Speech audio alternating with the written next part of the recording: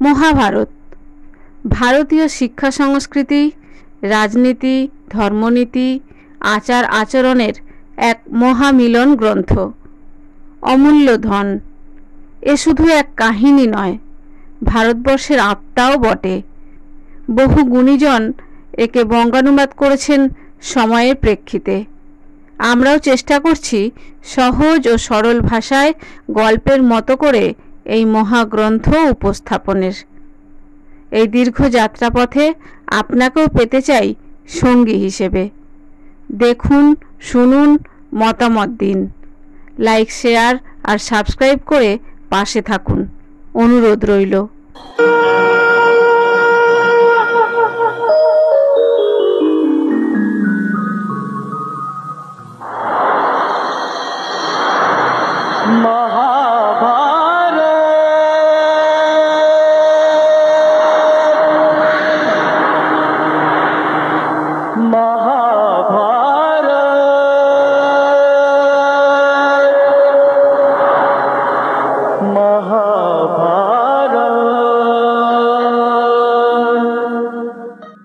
ভোর হলে বারাণতবাসীরা আগুন নেভালো।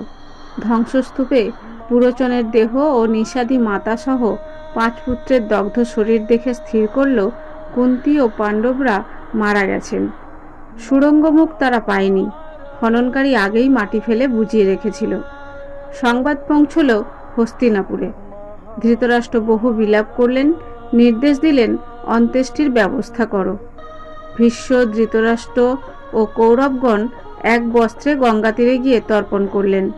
পরিজনেরা কান্নাকাটি করল। শুধু বিদুরের দুঃখ প্রকাশ ছিল সীমিত।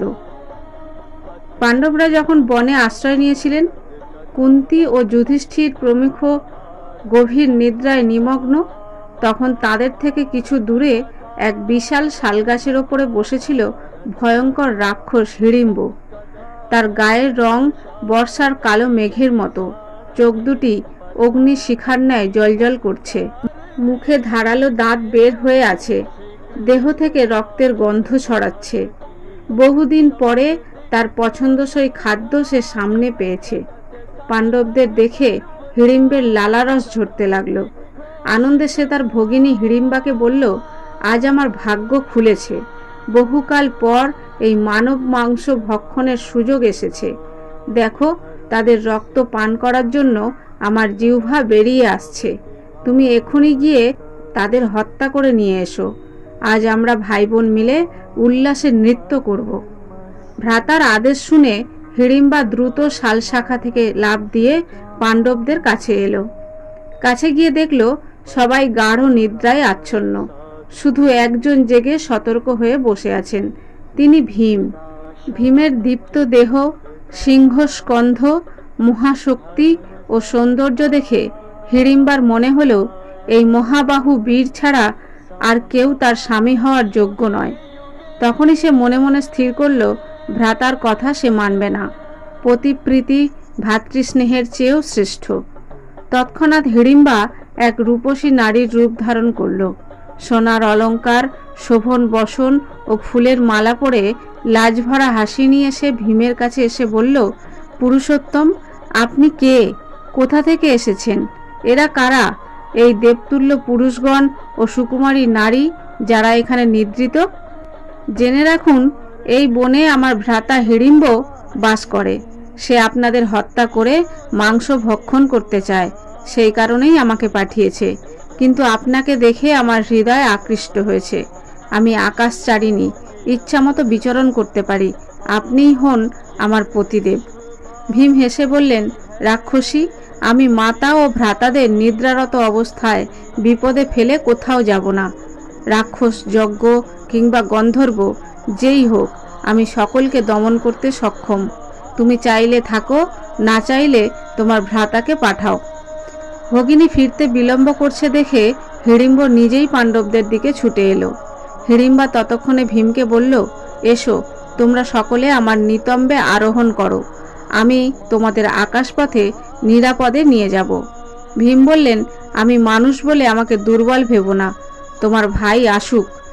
এমন সময় হিড়িম্ব এসে দেখে তার ভগিনী এক রূপবতী নারীর বেশে ভীমের সঙ্গে আলাপ করছে। প্রচণ্ড ক্রোধে সে চিৎকার করে উঠল, অসতী, আমি তোকেও এদের একসঙ্গে বধ করব। সে পাণ্ডবদের দিকে ঝাঁপিয়ে পড়তেই ভীম বললেন, আয় রাক্ষস, ওদের দিকে কেন ধাবিত হচ্ছিস? আমার সঙ্গে মোকাবিলা কর। ভীম ও হিড়িম্বের মধ্যে ভীষণ যুদ্ধ আরম্ভ হলো। ভীম তাকে টেনে নিয়ে দূরে গেলেন যাতে ভ্রাতারা শান্তিতে ঘুমোতে পারেন, কিন্তু প্রচণ্ড শব্দে সকলেই জেগে উঠলেন। কুন্তী হিড়িম্বাকে জিজ্ঞেস করলেন, বরবর্ণিনী, তুমি কে? দেবতা নাকি কোনো অপ্সরা? হিড়িম্বা সব খুলে বলল, তার পরিচয় ও ভীমের প্রতি তার অনুরাগ। কুন্তী কঠোর কণ্ঠে বললেন, ভীম, সময় নষ্ট করো না। ভোর হলে রাক্ষসেরা আরও প্রবল হয়ে ওঠে। এই রাক্ষসকে বিলম্ব না করে হত্যা করো।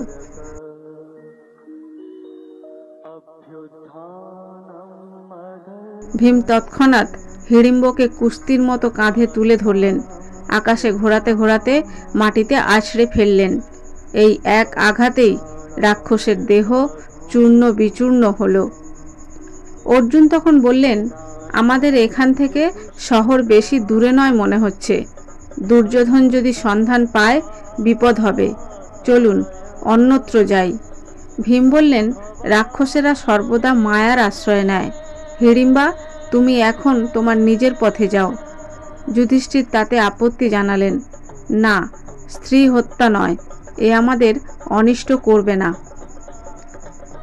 তখন হিড়িম্বা কুন্তীর চরণে প্রণাম করে করজোড়ে বলল, জননী, আমি এই বীরপুত্রকে স্বামীরূপে বরণ করেছি।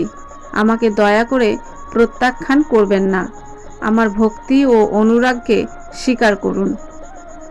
যুধিষ্ঠির কিছু ভেবে বললেন, তোমার অনুরোধ অযৌক্তিক নয়, তবে নিয়ম মেনে চলতে হবে।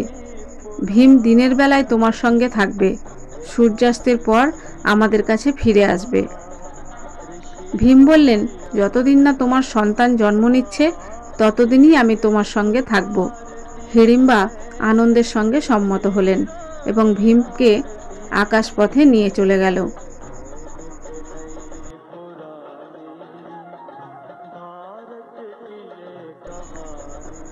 কিছুদিন পর হিড়িম্বার একটি বলবান পুত্র জন্ম নিল। রাক্ষসদের মতোই সে জন্মেই যৌবন লাভ করল, অস্ত্রবিদ্যায় দক্ষ হয়ে উঠল। তার মাথা ঘটের মতো গোলাকার, চুল খাড়া, সেই কারণেই নাম রাখা হলো ঘটোৎকচ। কুন্তীকে প্রণাম করে ঘটোৎকচ বলল, মাতা, আমি কি করব আজ্ঞা করুন। কুন্তী স্নেহ ভরে আশীর্বাদ করলেন, তুমি পাণ্ডবকুলে জন্ম নিয়েছ, ভীমেরই সমান বলশালী, প্রয়োজনে আমাদের সাহায্যে হাজির হবে।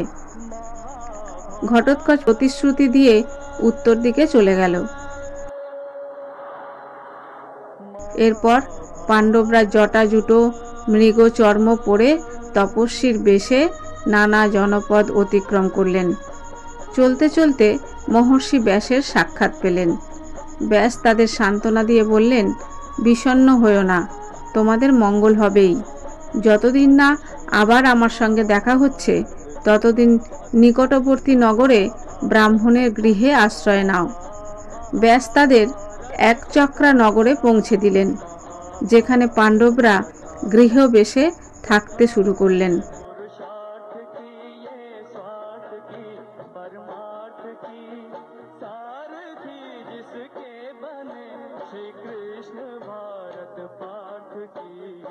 शब्द दिग्घोषित हुआ जब सत्य साधक सर्वथा शब्द दिग्घोषित